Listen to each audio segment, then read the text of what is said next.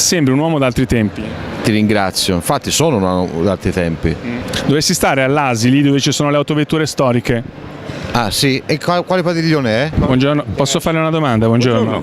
Buongiorno, vedo che state guardando le autovetture. Le moto. Bravo, rifacciamo. Perché sono moto o auto queste?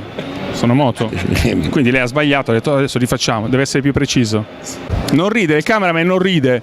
Non devi ridere, mi fai perdere solo tempo.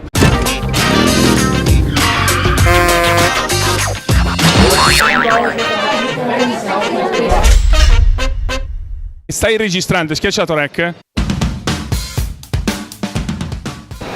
Senti, posso fare una domanda, scusami? Me lo dici, mi dici questa che edizione è del Motor Show?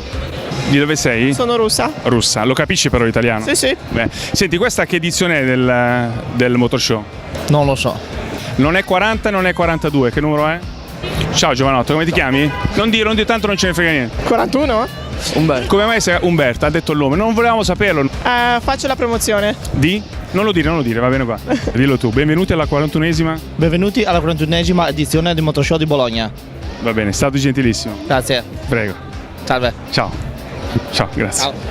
Oggi lei si sopporta il Motor Show che non c'ha voglia, per l'amore del mare. Ma lo dica chiaramente, signor, lo dica chiaramente. E di cosa stava parlando? Noi volevamo sapere. Stiamo parlando di migliorare il conducente, andare più piano. Migliorare il conducente e andare più piano. Signora, se io le dico lo spinterogeno, quale parte del corpo è o quale parte dell'autovettura è? Dica la verità. Frega niente. Bravo. Perché, signora, lo spinterogeno c'è tuttora, non è che. Lui dice non c'è più lo spinterogeno, è andato via. Dove è andato lo spinterogeno? Vogliamo chiedere in giro? Scusa, hai visto lo spinterogeno tu? L'albero a camme dove si trova? In Egitto o. Dica la verità, si sta scocciando lei o no? Ma un pochino. Un po' sì. Sì. Però lo fa perché? Per il marito. Per il quieto vivere. Quante cose signora fa per il quieto vivere a casa? Lo dica chiaramente. Suo marito non ci sta sentendo. Come si chiama suo marito? Massimo. Massimo, vai a vedere le moto che sono in fondo. Qua sono solo macchine. Il padiglione 44. Bravo. E l'asta dell'olio signora invece dove? In cucina. Vai, attacca. Qual è suo marito signora? Lui? Mi metto di qua, aspetta, perché è il profilo mio migliore. Tanto vieni bene tutti e due i lati. Dice tua moglie se ti può sostituire con un'autovettura storica. No. Dice che sei vecchio già. Sì. Quanti anni hai? 31. Allora, come mai Allora, c'è però un'incongruenza qui all'Automobile Club storico che subito salta all'occhio. Autovetture d'epoca, macchine storiche, young timer. Però all'ingresso ci sono due ragazze che non sono proprio vintage. Ecco, io le avrei sostituito con due belle settantenni. Inquadramelo un attimo. Come le sembra il Motor Show quest'anno? Insomma, non è uguale agli altri anni, agli anni recenti.